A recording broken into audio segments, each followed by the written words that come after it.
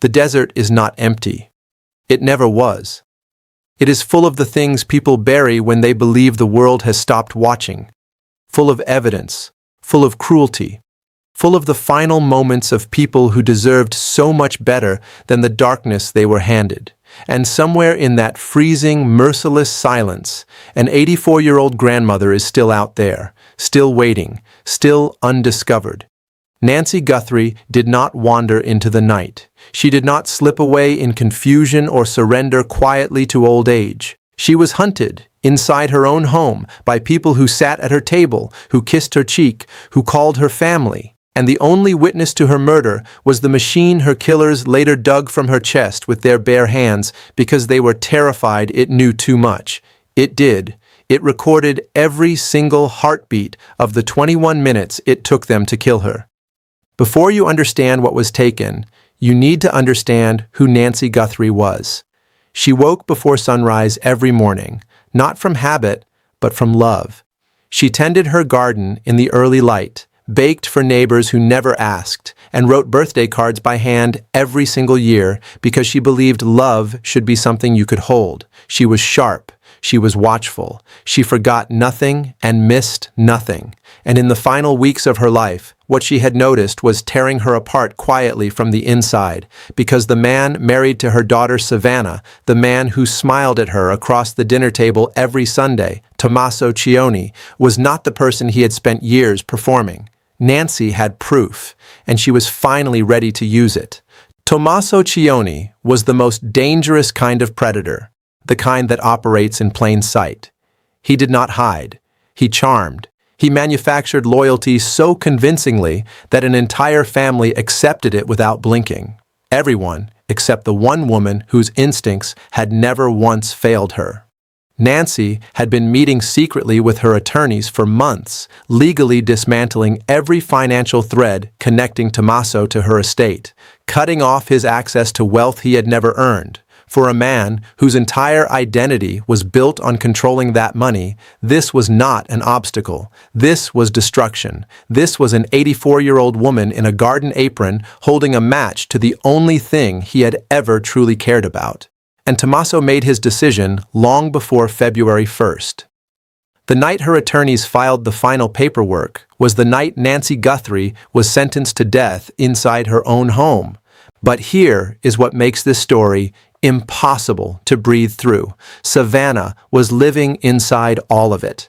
Savannah watched her mother grow distant and her husband grow cold, and somehow, in the weeks before Nancy vanished, never asked the question that was screaming from every corner of that house.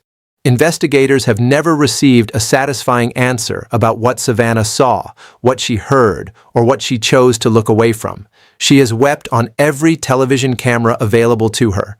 She has held her mother's photograph and begged the public for help. But there is a specific kind of silence that lives underneath her grief, a silence that does not feel like ignorance. It feels like fear, and that distinction changes everything about this case. On the night of February 1st, the person who entered Nancy Guthrie's home did not force a single lock. They typed the master security password from memory, calmly and deliberately switched every camera into blind maintenance mode, and positioned the garage door at a precise angle to eliminate every sightline from the street. The family dog made no sound because the person who walked through that door was someone it had been raised to trust.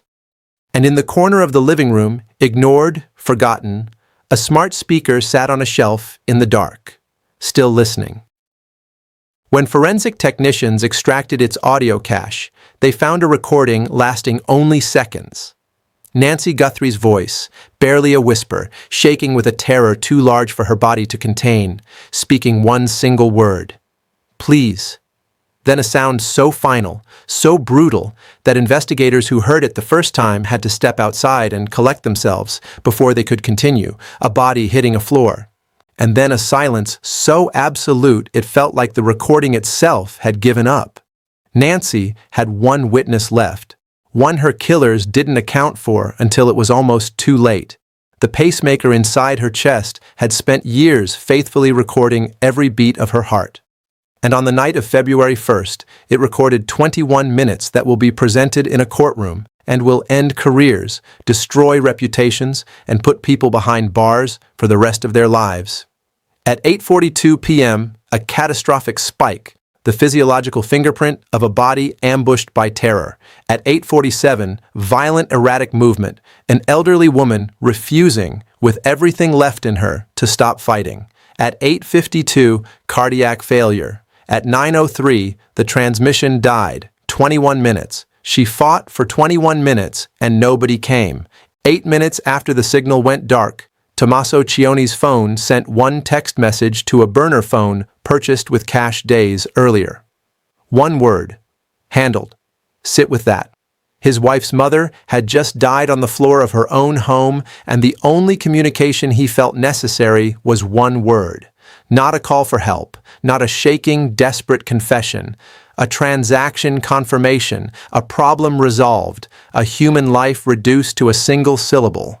Then came the act that defines this case permanently, because they realized the pacemaker was still transmitting, still recording, still testifying from inside a body they needed to disappear, and in a moment of depravity that redefines what human beings are capable of, they removed it.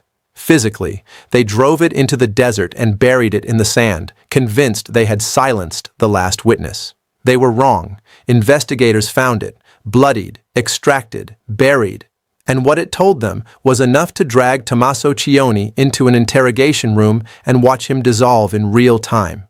He confessed to calling an associate, someone who arrived in the dark, cleaned the scene with professional precision, and drove Nancy deeper into the desert toward a location that has never been found. A second suspect who received the word handled and knew exactly what it meant, because they had known what was going to happen long before it did. Nancy Guthrie is still out there. The associate is still being hunted. And Savannah is still standing in front of cameras with red eyes and a photograph, performing a grief that may be completely genuine or may be the most calculated performance in this entire story. Here is the only question that matters now. The text that said handled was sent to someone already waiting for it, someone already prepared, someone who arrived within minutes with everything needed to make a body disappear. You don't call someone at 9 p.m. and they arrive ready for that. You plan it. You rehearse it, which means at least 2 people knew Nancy Guthrie was going to die that night before she did. The question is whether one of those people shares her daughter's last name.